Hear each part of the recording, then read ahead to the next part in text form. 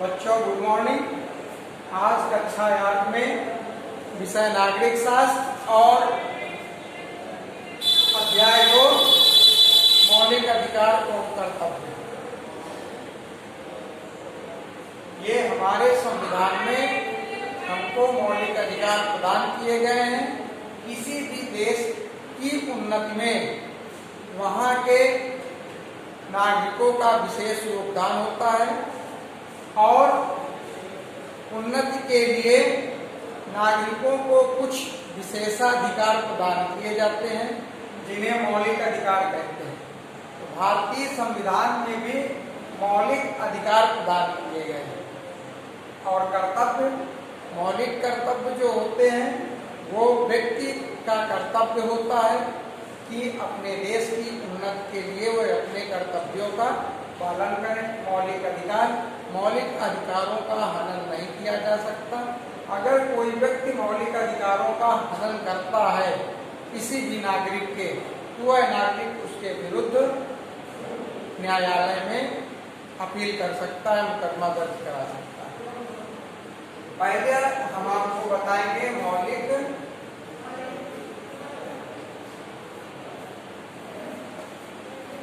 अधिकार।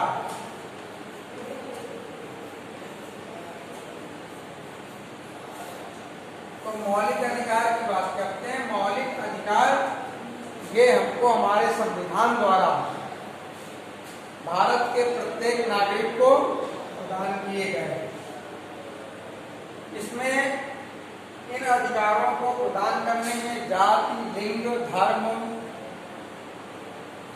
का भेदभाव नहीं किया गया। तो ये मौलिक अधिकार हमको 7 मौलिक अधिकार मिले थे, जिनमें से एक मौलिक अधिकार को संविधान संशोधन द्वारा खत्म कर दिया गया है और वो अधिकार था संपत्ति का अधिकार, उसे राज्य का अधिकार बना दिया गया है। इस समय हमारे कुल 6 मौलिक अधिकार हैं।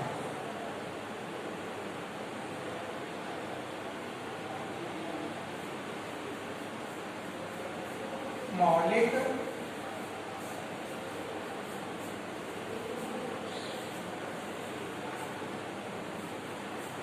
अधिकारों की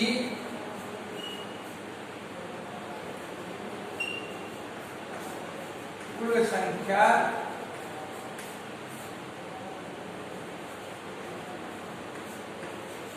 6 है। पहला मौलिक अधिकार हमारा है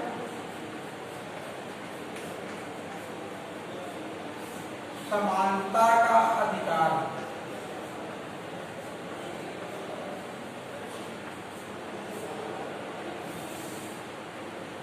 पहला मौलिक अधिकार है समानता का अधिकार।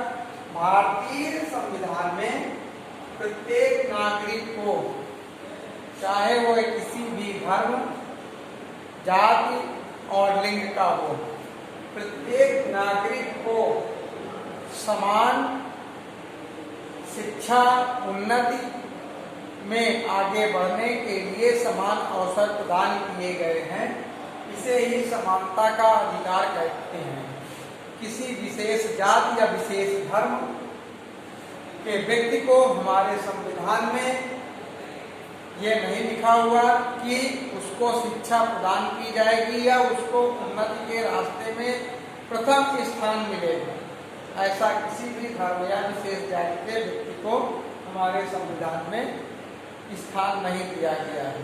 इसे समानता का अधिकार कहते हैं। प्रत्येक नागरिक भारत में समान है, चाहे वो राष्ट्रपति हो, चाहे प्रधानमंत्री हो, चाहे आम नागरिक हो। अगर मुकदमा एक आम नागरिक का वही मुकदमा दर्ज होता है तो वही मुकदमा प्रधानमंत्री, राष्ट्रपति, मुख्यमंत्री को भी वही मुकदमा दर्ज होगा किसी भी अपराध के लिए। तो इसे ही समानता का अधिकार कहा गया। दूसरा नंबर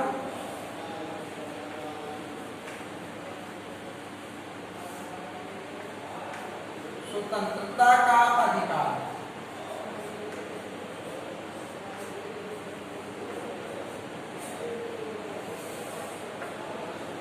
संविधान ने हमें अनेकों स्वतंत्रताएं दी हैं, लेकिन ये स्वतंत्रताएं इस प्रकार की हैं कि इन स्वतंत्रताओं से हमसे किसी दूसरे व्यक्ति का बुरा ना हो। हम अपने देश की उन्नति के लिए, हम अपने देश को आगे बढ़ाने के लिए, हम अपने देश को आगे ले जाने के लिए ऐसा कार्य करें जिससे किसी व्यक्ति को तकलीफ ना हो, हमारे देश की संपत्ति को नुकसान ना हो। ऐसी स्वतंत्रताएं हमको प्रदान की गई हैं।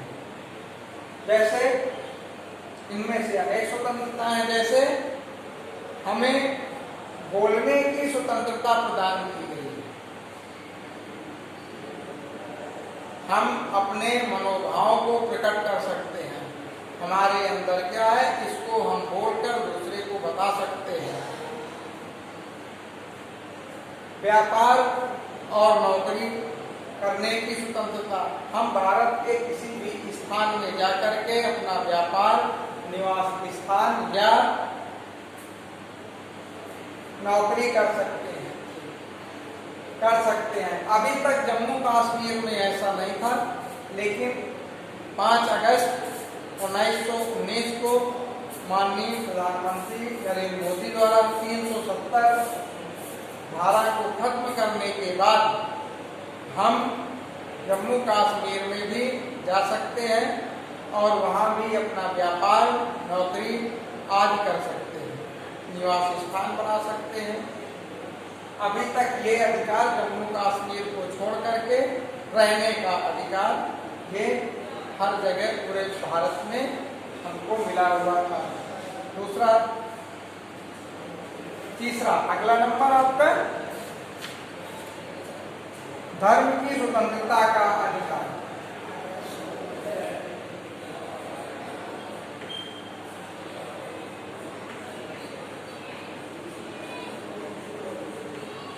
धर्म की स्वतंत्रता का अधिकार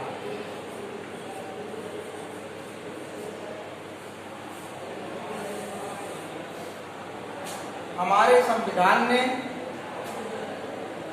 धर्म की स्वतंत्रता का अधिकार दिया है, क्योंकि भारत में अनेकों धर्म के लोग रहते हैं।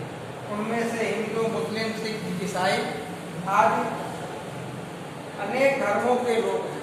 तो भारतीय संविधान ने हमें धर्म की स्वतंत्रता का अधिकार दिया है। इसके तहत हम भारत के किसी भी कोने में जाके अपने धर्म के प्रसार के लिए काम कर सकते हैं। हम अपने धर्म, अपना त्योहार मानने के लिए स्वतंत्र हैं। ऐसा नहीं है कि किसी विशेष जाति या धर्म के लोगों को ही केवल त्योहार और अपने धर्म का प्रचार करने की अनुमति हो। संपूर्ण भारत में किसी भी धर्म का व्यक्ति अपने धर्म के प्रचार, प्रसार और मानने के लिए स्वतंत्र है। ये धर्म की स्वतंत्रता का अधिकार है। अगला नंबर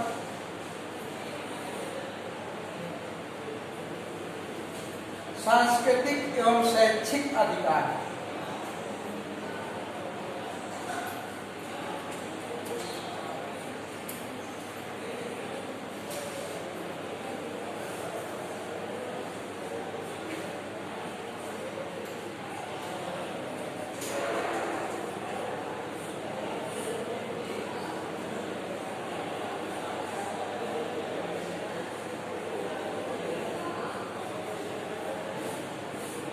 सांस्कृतिक एवं शैक्षिक अधिकार।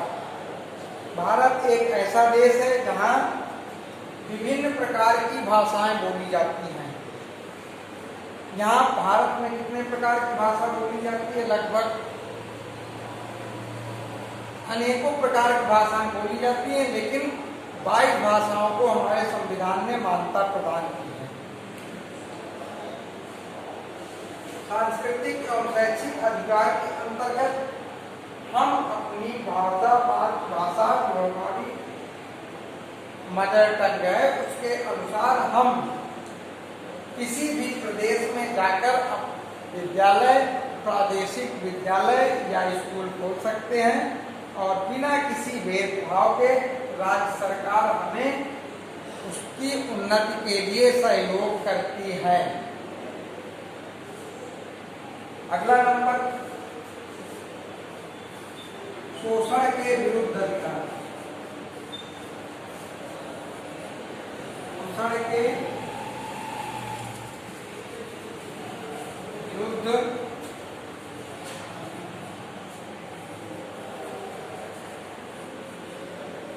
अधिकार।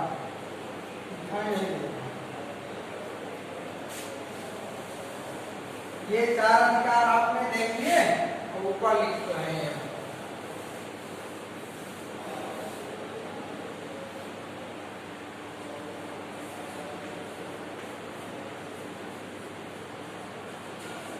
शोषण के विरुद्ध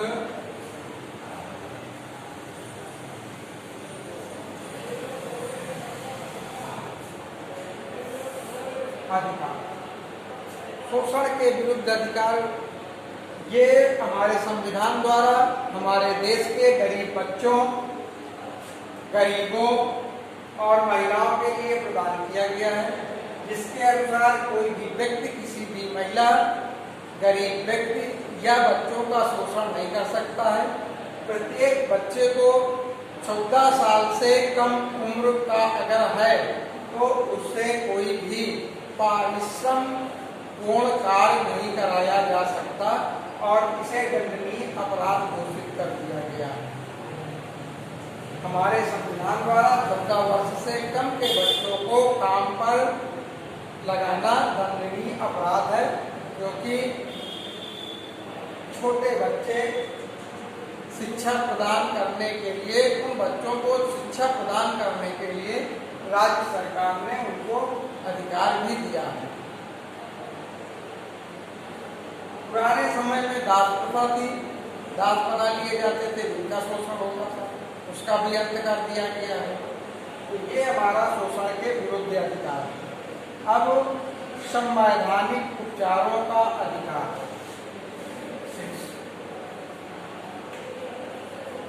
संवैधानिक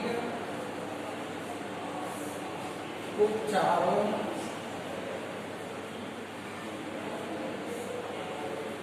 का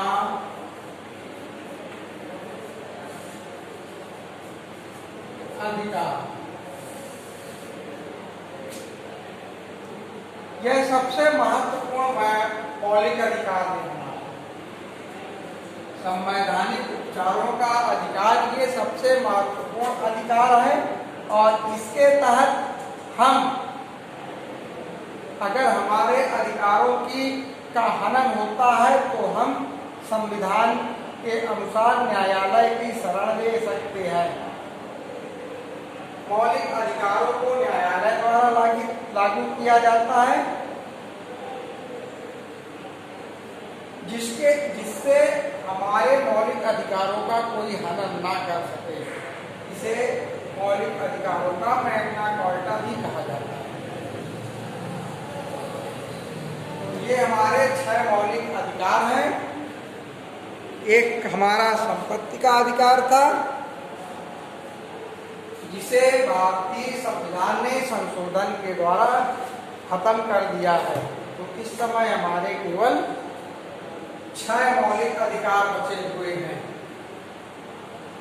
ठीक, थैंक यू।